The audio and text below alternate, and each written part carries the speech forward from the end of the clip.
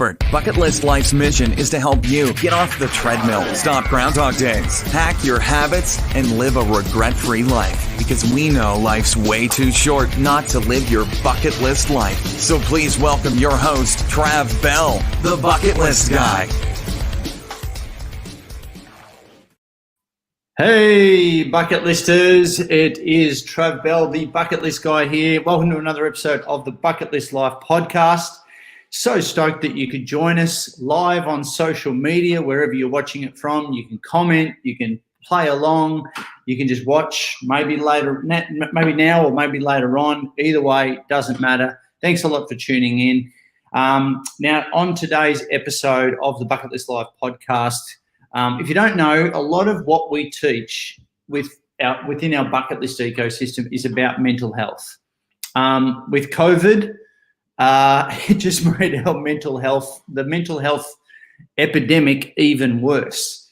We won't go as far as to call it a pandemic just yet, because we all know what a pandemic is, right?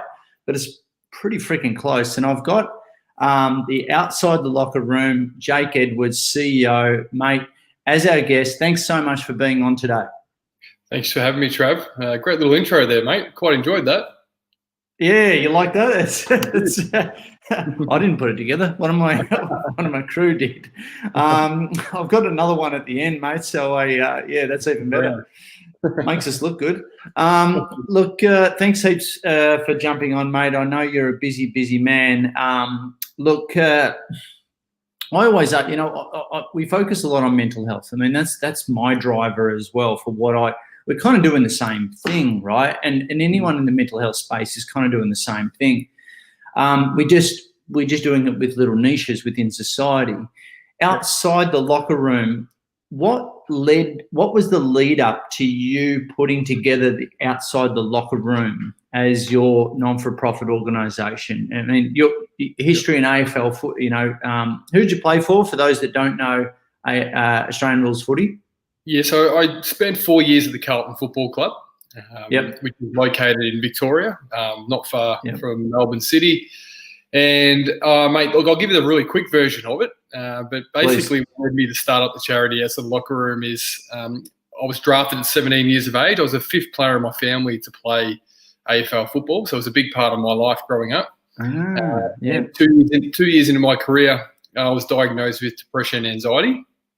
Yeah. And, that was 16 years or 14 years ago now. And, we just didn't know nothing about it back then. There was no conversation around mental illness or depression or anxiety. And being a young man as I was, grew up in a country area in Victoria. Where did you grow up, mate? Where did you grow up? A place called Exford. It's in between, I say Geelong and Ballarat. It's just kind of outside of... I don't even know it, and I live near Geelong. I don't even know where that is. Yeah, I live in Ocean Grove. It's more between, probably say Geelong and Bacchus Marsh, like kind of on that road on the way out there. Gotcha. Mum and Dad were out there on a small farm, and we never. I didn't know nothing about it, Trav. So when I was diagnosed was one thing, but understanding it and really taking ownership for it, was a different education, and there wasn't much around, mate, in elite sport back then in terms of support, and then. The next 2 years of my career had gone by, and I battled really hard just coming to terms with the fact I had a mental illness and playing an elite sport. And then when my career had finished, and it wasn't on my terms, unfortunately, I guess that identity crisis that I had as an AFL player and growing up and my family attachment to it, I felt like I let a lot of people down. Happens a lot, doesn't it, that identity thing, and then shifting that identity, especially growing up in a football family. Totally. And so how did you, what ended you? I mean, was it injury or was it? It was a combination of both. I think I missed probably about a year of football all up because of injury. I had a knee operation and ankle issues as well. But it was just a bit of kind of timing. Carlton Footy Club actually offered me another contract to stay on for another year. But I felt like I needed to go and start again somewhere else, and I took a chance, and I went to the Western Bulldogs for a pre-season, and they promised to draft me, and unfortunately that just didn't come to fruition. And when I left the game, I left it pretty bitter. I was pretty angry, I was pretty frustrated, And I spent the next probably 4 years of my life using drugs and alcohol to feel better about myself, and partied pretty hard. And that led me to a suicide attempt on my own life. And then post that, I got the right support, got the right help. And about 12 months after that attempt, that's when I started thinking about, the program that I wanted to create. And that was outside the locker room. So I started that. What was like, but when did you flip it from, woe is me, oh my God, identity crisis? 'Cause I've been through the same sort of thing, and like the more and more work we do, right? And you would have been the same, mate. Like the more and more work we do, especially with elite, and not that I was elite, but people who have their whole identity wrapped up in this thing. It's a huge shift and a huge thing to deal with. So it got bad. But when was the time where you went, you know what, now is the time to pay it forward? What was the impetus for that? That's what I'm really interested in. I guess when you get to a moment where you feel like that you shouldn't be here anymore, and you're better off, taking your own life so your family and friends can move on, and physically and emotionally, I'd committed to the act of that being the case. So when I come through that and I went into a program working with psychiatry and substance abuse support, I educated myself around mental illness, and I learned that it's something that's extremely integratable into our everyday lives, that I can actually take control of it and become responsible. And working closely with the right people and my family, who are extremely supportive, that I'm very grateful for, gave me the space, I guess, in the environment to recover. And through that process, I just started thinking about my life, mate, and what I want to do the rest of it. And I'd known to be a footballer basically my young adult life, that I actually wanted something different and give back and pay it forward. And I started realising that a lot of young men, especially in community sport around Victoria, where I was located, actually were having similar issues to what I'd gone through. So I thought, I'll get out there and do something about it. It's huge, isn't it? Like, I mean, you'd probably be over the kind of stats that we're dealing with now. How big of a problem is it? Let's just talk about men. Yeah. Look, it's in terms of suicide, it's a leading cause of death for men from the ages of 17 and 45 in Australia. So that far exceeds any other illness, like car accidents included, and cancer and all those things. So it's a huge problem, mate. It's the leading cause of death. In terms of mental illness, 1 in 3 men across their lifetime will experience a form of mental illness, being depression, stress, anxiety. So it is becoming more of a challenge in our everyday lives. And as you mentioned off the top, COVID as well, the last 12 months has put extreme stress on families and men and women as well, mate. But in terms of suicide, it's a massive issue that we have in this country. What do you think are the top 3, let's say, systemic things that have led to these stats being so crazy, as far as you're concerned, from what you see and what you've been through, what you've been exposed to, both yourself and also within the communities that you've done programs? Rather than focus on, all right, what do we do about it? Here's what we do about it. What's the systemic cause of this? Yeah, it's a great question. I think there's a few variables that go into it, and everyone's experience is very much individualised. But I guess the common denominators that we see when our program supports people in critical moments of mental illness is it's always linked and triggered by the key areas for us is financial stress, relationship breakdowns, and career.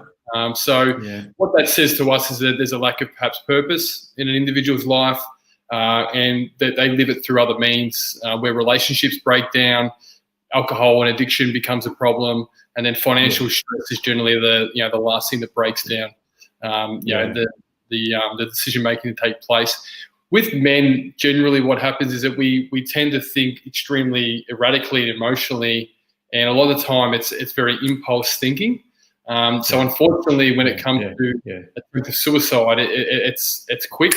where we're irrational. We're very irrational. We don't think things through as much. Yeah. Correct. Yeah. And we don't talk to people about it. So we keep it up, we bottle it up, and the next thing is bang, bang. And then, unfortunately these things are happening. Is it the male ego that stops us? Is it this cape that we must wear as whether it be entrepreneurs, as heads of the family? Is it, the provider? Is it all that? Is the and then you go and throw the sports hero persona on top of that. Is that the thing that stops us being vulnerable, being authentic to ourselves, being open, being seen as weak? What is that? Yeah, Trevor, I think, again, it's a combination of a wide range of different things, but historically and culturally here in Australia, we have an issue of stigma around mental illness for young men talking about their feelings and coming out and feeling confident and comfortable to do that. Things like, you'll be right, don't worry about it, I'll be fine. You'll be right, mate. Yeah. That we're so accustomed to over a period of time. I feel the last 10 years, especially the last 5 years in the industry that I've been in full time, there has been a shift. There's been a bit of a change in destigmatizing and bringing awareness to these type of things. How is that actually happened though? Like yes, we're opening up. It's more support groups. There's more of a, Beyond Blue has gone nuts. Lifeline has gone nuts. Yep. There's more groups. There's more retreats. There's more men. Men sheds and bits and things popping up. I don't even know the question I was going to ask them, but is it like a what's it? Are we opening up more? Are we really? Yeah, we are. The stats suggest that more people today have more mental illness challenges more than ever. And that would suggest that more people are actually going and getting help. So that doesn't mean there's more of it today than there was 20 years ago. It just means that more people are getting, talking to people and reaching out, going to your GP, seeing psychologists and so forth. So I guess how that's taking place is that there are a lot of great campaigns around the awareness of mental illness. If I can speak predominantly in the sporting space, what we see is a lot of elite athletes now talking about their battles with mental illness playing sport. And what we see, that trickles down into the community. So, the young weekend hero who plays for his local football club can see his AFL superstar talking about his battles and his mental challenges, that it just gives them some encouragement to talk about their own feelings. So, we see that in our program, that ripple effect down into community sport. Yeah, it didn't used to be talked about. I mean, depression used to be called melancholy back in like around the war time, coming out of the war. Now it's called PTSD. Yeah. And so, all right, how hard is it to then go ahead and then go, okay, I want to help a shitload of people here, and I want to set up a structure. I went to set up a non-for-profit years ago, and then I saw the paperwork and I moonwalked out of the picture pretty quickly, mate. It was, how hard is it to set something like that up at the scale that you have in Australia? Yeah. Well, look, it's extremely challenging. And there's good reasons for that. If it was easy, I guess, then we'd have non-for-profits and charities popping up left, right, and centre. So you do need to have a reason and a good cause, and a great business plan and a structure, and then that needs to be placed in front of the ACNC, and then they make a decision based on that application. And these applications take up to 12 months to be ticked off. So legally, that also needs to be binded. So we're very fortunate to have great support around me when I started the charity. Having the right, legal people. We've got Holden Ridlick is our legal firm who do pro bono work for us, who helped get that application forward. But the paperwork, mate, can be scary at times. But then also, what comes with that, post that as well, that there's a lot of requirements with reporting and spend and everything which goes into running a non-for-profit, which is extremely important. We're fortunate that our program is well, to this point, about 90% of our revenue is through funding, where we have federal government funding and state and local funding that helps support our program. So the reporting side of things is quite straightforward, and although it does take up a bit of time, it's obviously a very important process of, showing expenditure and how, where, and why we're spending it. Yeah. And that reporting, because the reporting scared the hell out of me, the compliance scared the hell out of me, the governance around it. But I know, I speak on behalf of my tribe, my community, the bucket listers all around the world, mate. And I know that when we talk about bucket list, one of the things that we try and consider, or that we do consider, is leave a legacy. Leaving a legacy. How are we? I've done some work with the Reach Foundation, Jim Stein's, and an amazing organisation as well. Talk about a legacy. That's a prime example of an amazing legacy. And what you're doing, mate, really proud of you. And that's why we're doing this. I want to give it more exposure, because there can't be enough programs out there to be of service to such a huge need. And for a lot of people, they've got, whether it's something that they're pissed off about, whether it's something they've been personally affected by it, or them or a loved one, and they want to set up a charity, a legacy as such. What's your vision for outside the locker room? In the future, that's what I'd like. What sort of an impact? What's the KPIs, the vision that we're striving for here? Yeah, look, I think the legacy word you mentioned there was a big part of my motivation early to set up the program. In time, my motivation was that I'd love for my kids one day to look back and say, hey, that's fantastic. I want them to be proud of their dad and what he achieved, which for me, that's what legacy is about. In terms of the long-term goals with the charity, at the moment we work in about 130 communities around Australia. Wow, very cool. Supporting nearly just under, I think, 400 sporting clubs and schools around Australia as well. And our strategy, mate, is to continue to grow and to get our program in and across as many communities as possible, with the support of federal government funding to help us do that effectively and remotely as well, which is really, really important. Our program supports in a critical crisis of mental health. So per sporting club, about 1 in 6 people that we're supporting through critical crisis of mental illness. So, which is quite remarkable when you think of it. So on average, we have around about 60 to 70 people participate in our program per club.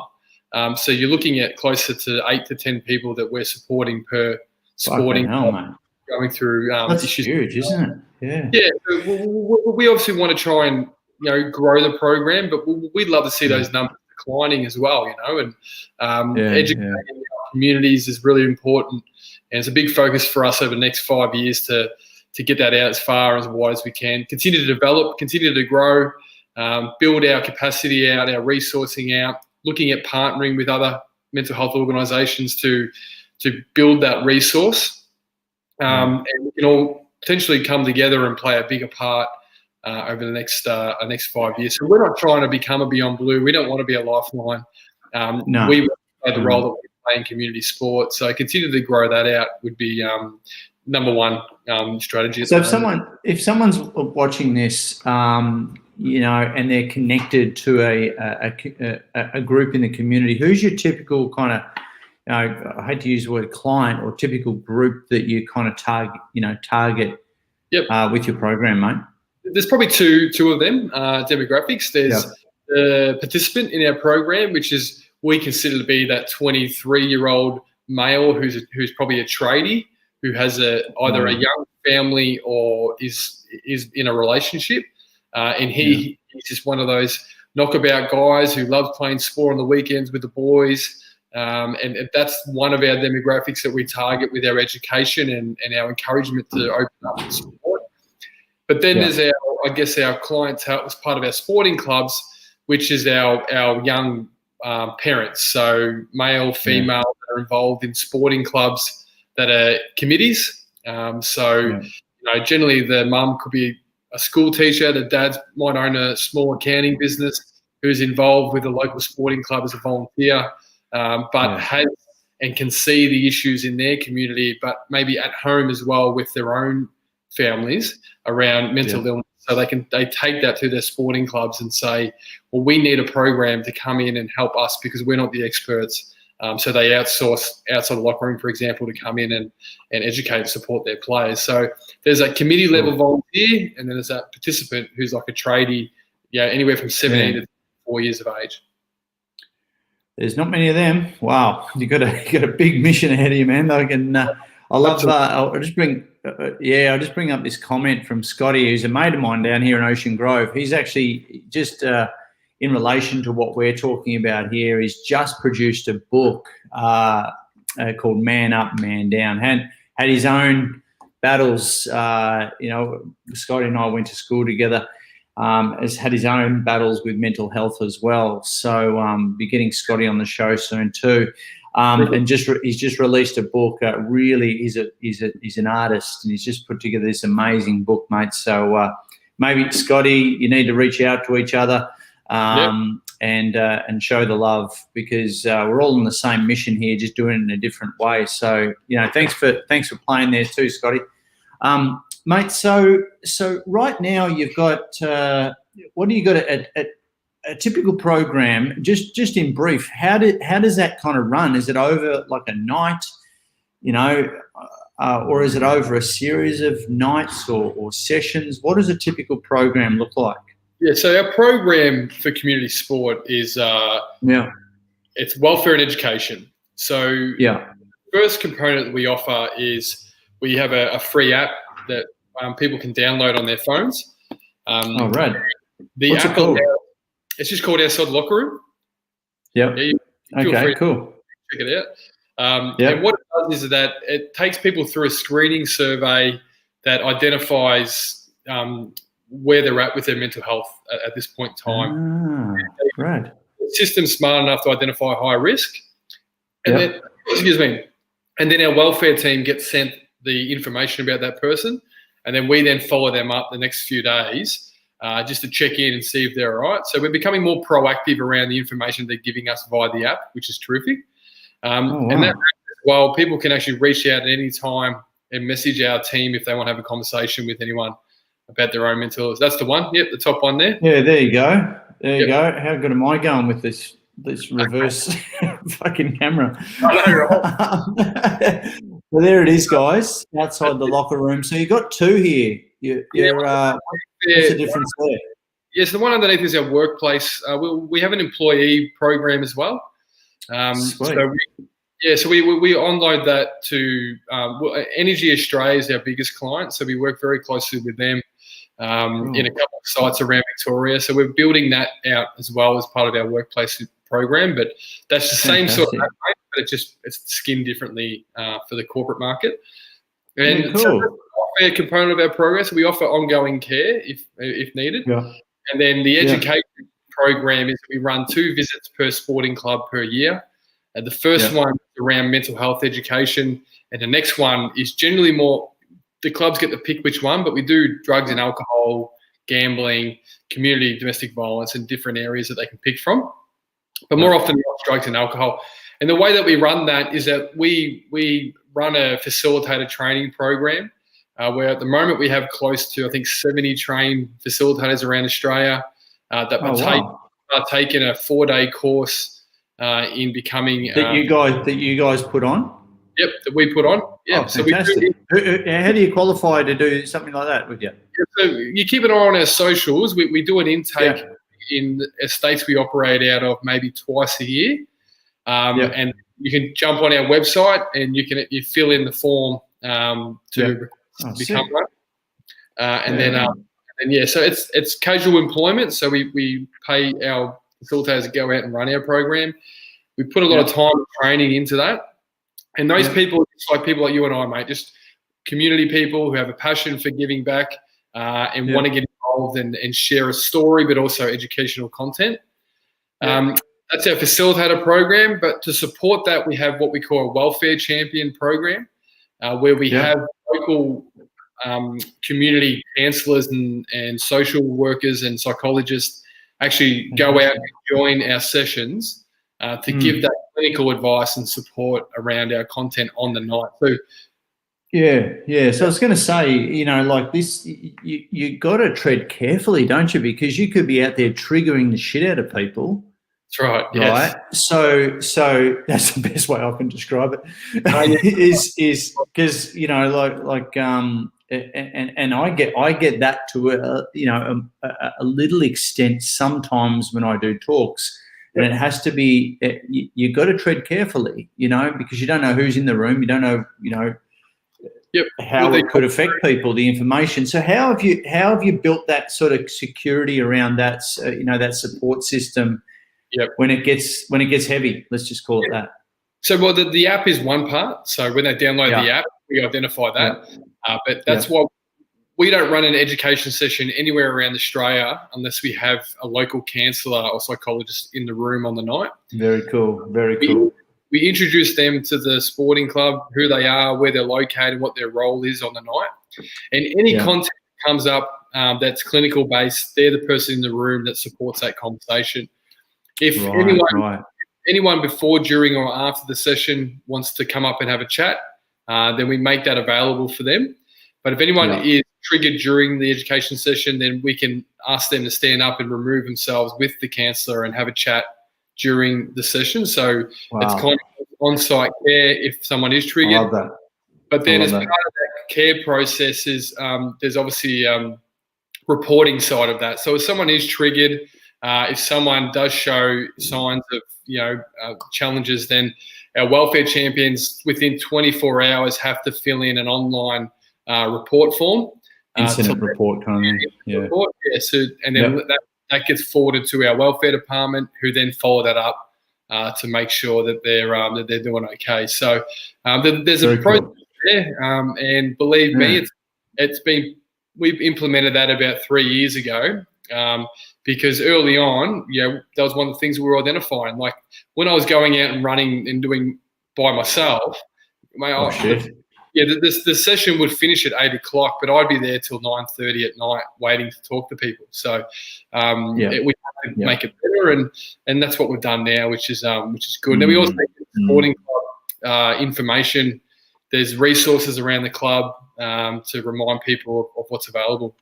So you really are facilitating that link between local support, clinical support, and the community. That's unreal, and that's, I guess, trained into the welfare champions, the facilitators when they go and do your course as well. Yeah, that's right. Yeah, so the facilitators our expectation of them is to facilitate. And not try and be Dr. Phil. No, there's no need for them to do that. What we want to do is facilitate. We want them to be the person that connects and that it's relevant to the crowd. But the welfare champion's role is the role of the clinical advisory. Yeah. Fantastic. Mate, so cool. We could speak for ages. I haven't even looked at my questions that I wrote down. So I'm just fascinated with your mission, and you've got a massive vision. What will be success for you with this? What's a success, benchmark for you as founder? Yeah, for me right now, I've been involved in running the program since the beginning, and I currently stand as a founder and CEO.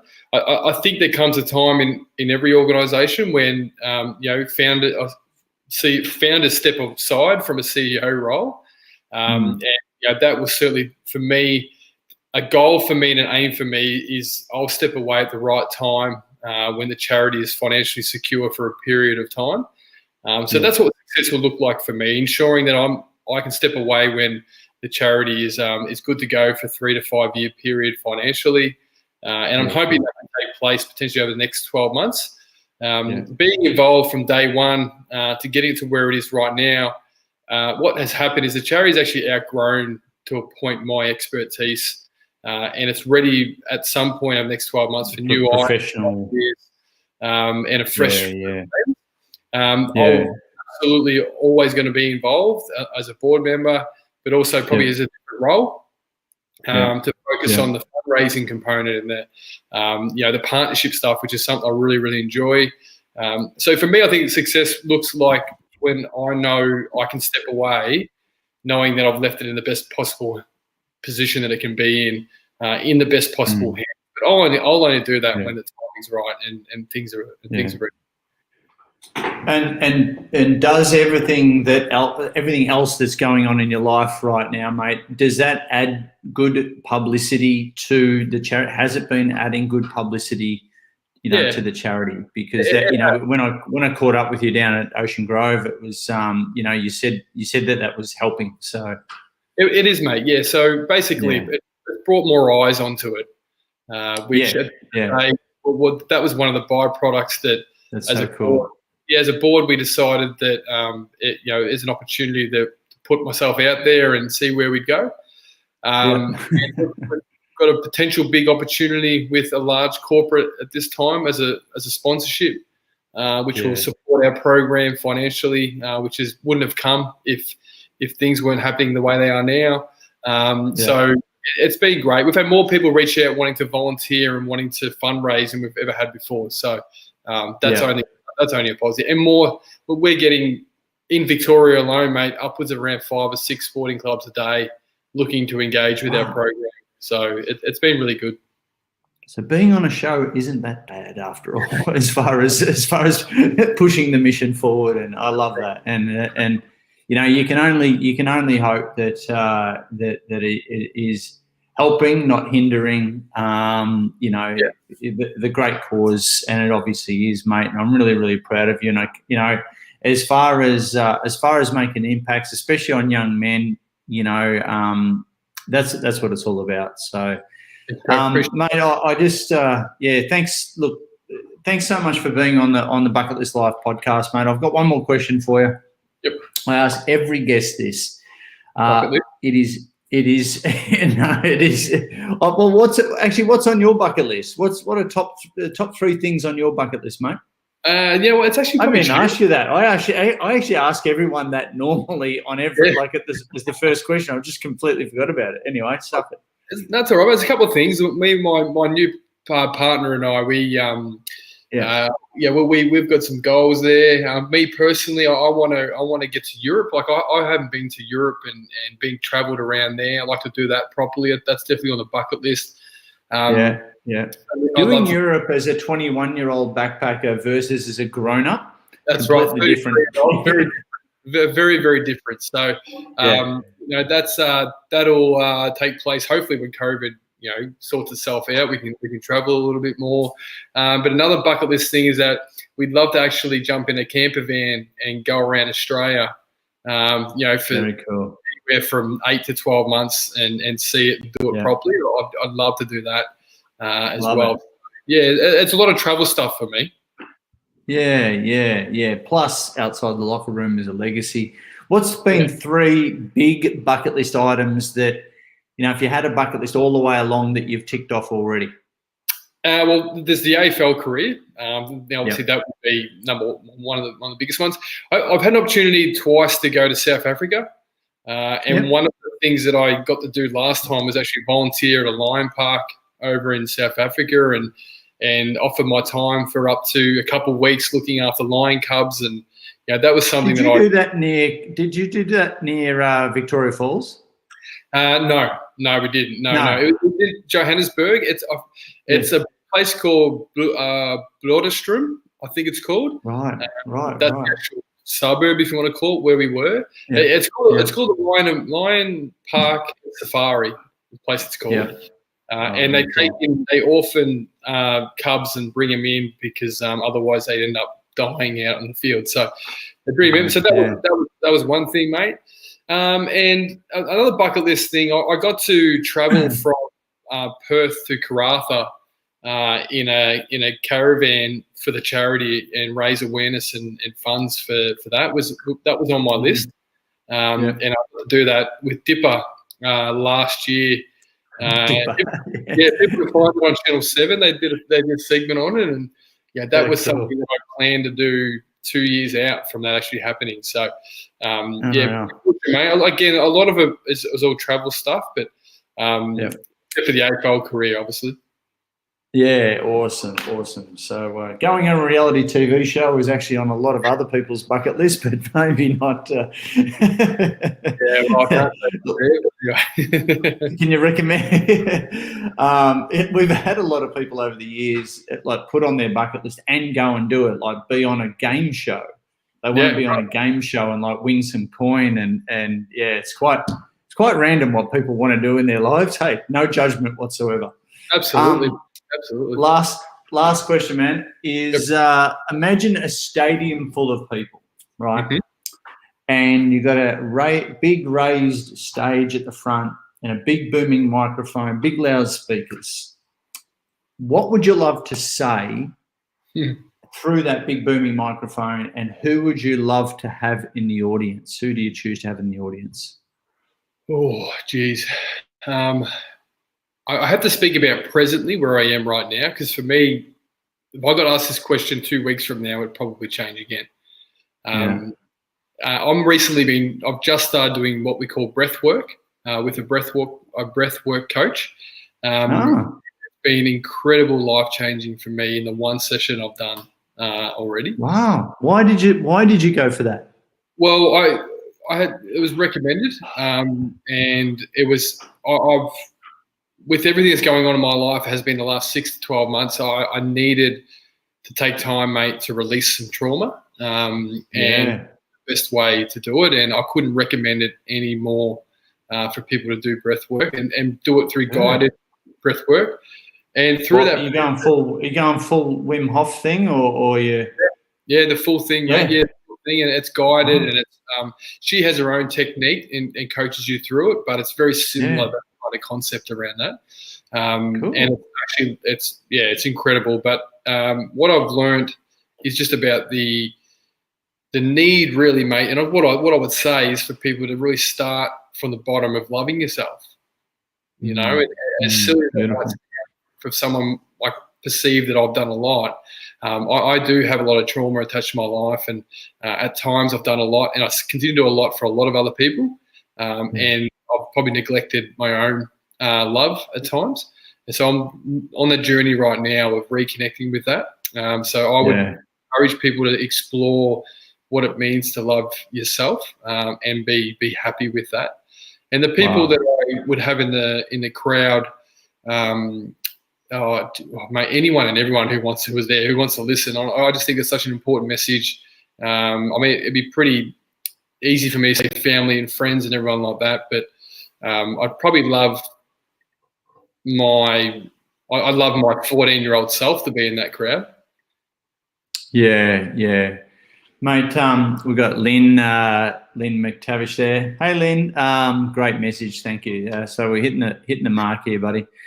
I would not have expected you to say that. So, thank you for that. Hey, and if you've got a link, send me the link. I'm interested in that breath work. And I was actually going to ask earlier, like, having been through the mental health side of things, and I dare say it pops up from time to time, what are your kind of daily habits that keep you grounded, that keep you focused, that keep you centered, that keep you away from that dark place? Well, a few things. Music for me is a big part. And playing it or listening to it, singing. I play instruments. I play guitar mainly, so that for me is a really, really big part of my life. And making sure that I'm doing that weekly, mate, is good. Really, listening to music is very important. Other new groundings that I'm finding. Favorite musician? Oh, I already know what you're going to say. You're going to say something like Xavier Rudd, aren't you? Oh, I know. Well, I grew up playing a lot of stuff in Xavier and all that type of thing, but I'm actually more of a bit of a metal hardcore type of fan. Stop it.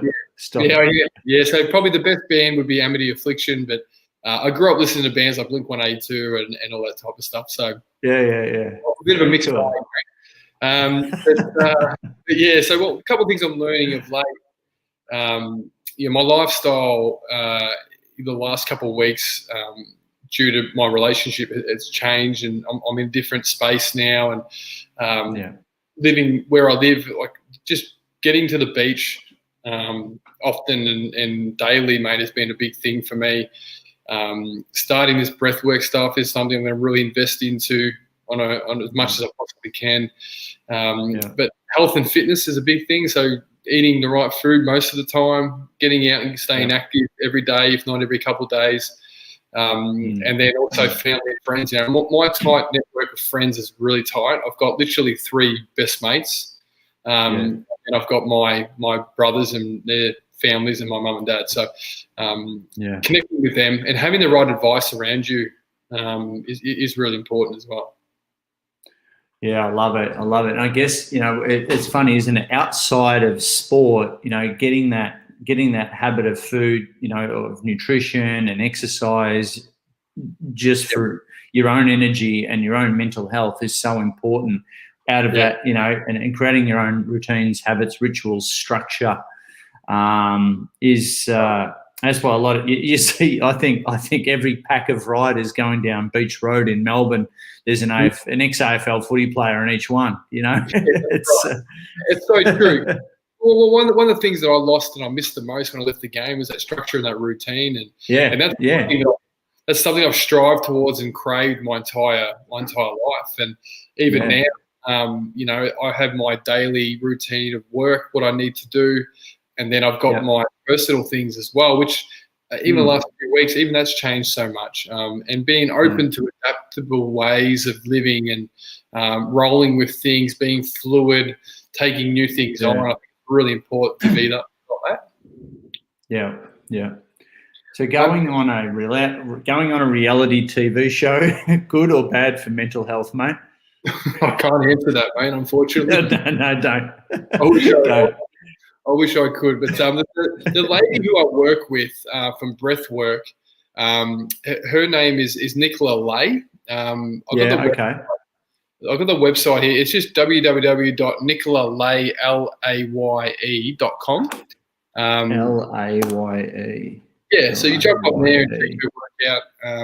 I had one session with her last night, mate. I started, and I know people I'm very close to have been working with her for a long time, and it's life-changing. Even last night, I had a full euphoric moment, a full meditative moment on myself that I burst into tears, and a release, and it was just so good, so great. It's so good. Like now, it's Nicola Lay? Let's just have a look at this and see if we've got it right. Is that it there? Oops, sorry, mate. Give me a look. NicolaLay.com. That's it. Yep. Cool. We'll give her a shout out. Yeah, awesome. We love to give people resources like this, and it sounds like it's a game changer. I love it. Really has been for me. I might suss it out myself. Yeah. Quite timely. Coming to your life at the right time for the right reasons, and but you've got to embrace it. You've got to want to do the work. You've got to want to change, and for me, that's where I'm at right now. Well, mate, look, thanks so much for being on the show, Bucket List Life podcast, Jake. It's great to connect with you again, buddy.